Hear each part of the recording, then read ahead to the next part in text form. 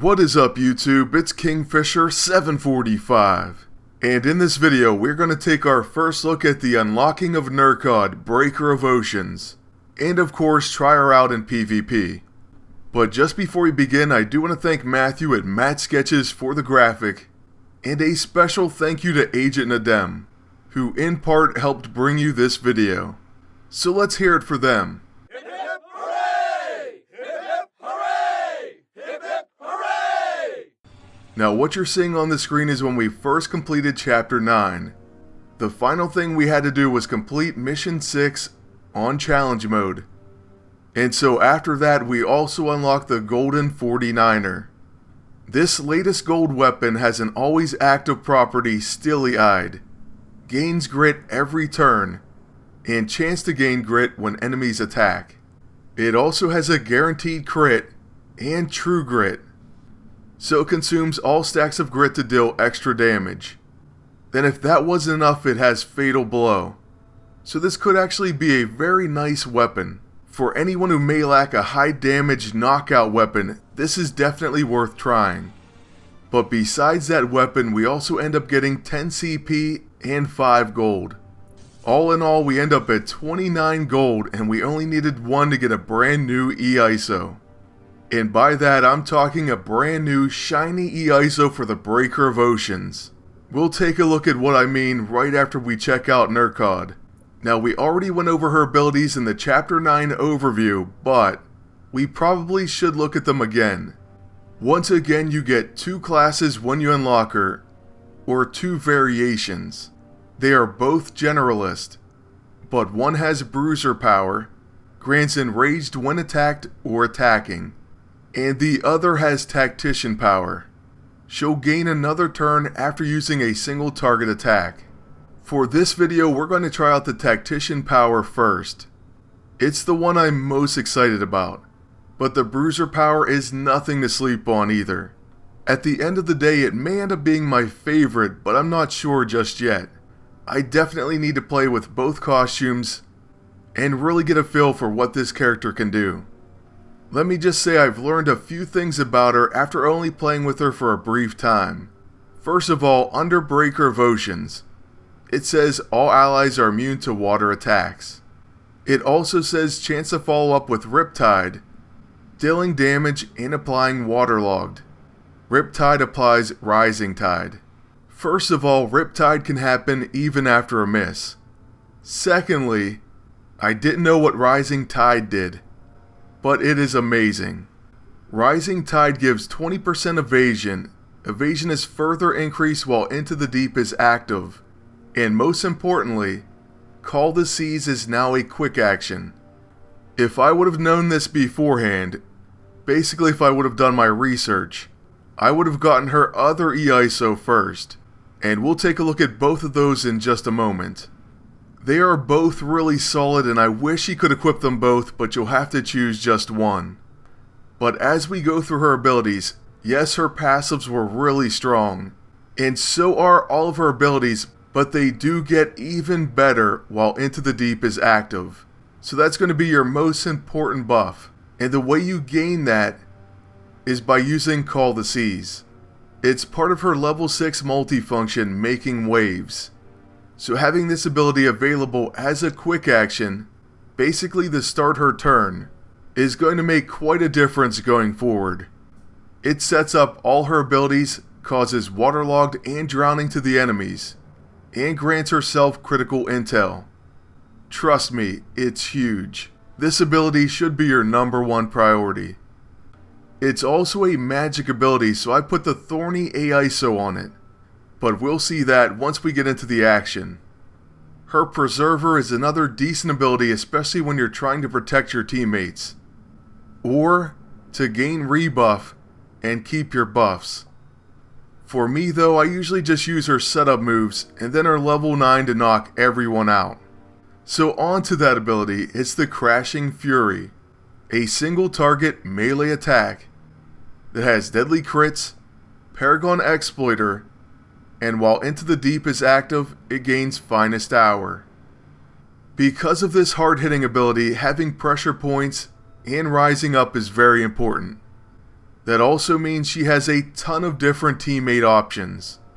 In this video we're only going to be using one, but we will check her out with a lot more pairings later. So now moving on to the brand new Eiso available for her in the store. First, the Chameleonic Eiso 8. This grants Nerkkod blending in. 100% chance to gain an extra turn when changing classes. This looked and sounded great, and this is going to be the first one I buy. But truthfully, now I wish I would have bought the Flooded first, especially since I planned on using Tactician power. You see, the Flooded Eiso 8 gives her Briny Deep, start combat with Rising Tide, and all attacks gain Exploit Waterlogged. I'm going to get this next, so I'm not too bummed out about it. And then I may use the other Eiso on her Bruiser Power version. In this video though, we're buying the Chameleonic Eiso, and then we're going to equip it on her Tactician power. With or without it, I can tell you she's going to get a lot of turns. So after setting her up, we're going to try her out with Iron Fist. He's a fantastic teammate, and great in the current meta. So far we face a lot of different types of teams. We've beaten fast-acting teams, such as Spider-Man Noir and Rocket. We've taken out Age of Ultron team-ups. And we even faced and defeated a Beast and Enchantress team. So I'm definitely liking them so far. But I believe this battle represents a tough opponent with 34k health, and it's going to really showcase the Breaker of Oceans. We begin by using a Breaching Strike on Enchantress, and right away we get a Riptide. Now since we're using Tactician power, we're going to get an extra turn after that single target attack, and because of Riptide, we get to use Call the Seas. It's pretty amazing how it changes the background, and now we're under the ocean. We also got a follow-up attack because we changed the Scrapper stance. And then because of Tactical Insight, we get another turn.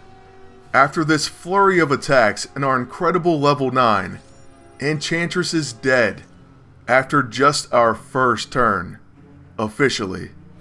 We know that turn ended up being a ton of turns, but still it's only the first round. After that, my agent exhausts the enemies with a Fire Tornado. And we'll follow that up by using the Blackest Void. On second thought, we'll just go ahead and use the Skeptic. We're going to save that just in case we have to remove some serious buffs. Especially any rising up buffs or healing effects. Or even Mirror Reality. Okay, and our team was hit with the Super Shear Earthquake from the Small Hadron Collider. But following Iron Fist's Heart of Sho Lao, we're going to use Praying Lotus on our entire team. This should grant us a heal, stamina recharge, and it should prevent debuffs. So next up, with the Breaker of Oceans, we use a Breaching Strike, which gives us a second Breaching Strike. Remember the Scrapper power. And then we'll use our level 9 Crashing Fury. Once again, it delivers a knockout blow at over 46,000 damage. And I've had games where I literally took out the entire enemy team one after another with Crashing Fury. All in a row. So yeah, she is, as we expected, a very tough, worthy alternate. Once she gets rolling with extra turns and Riptide, she's just a beast. So although I love Juicy Juice, it's delicious. We're going to have to finish him off.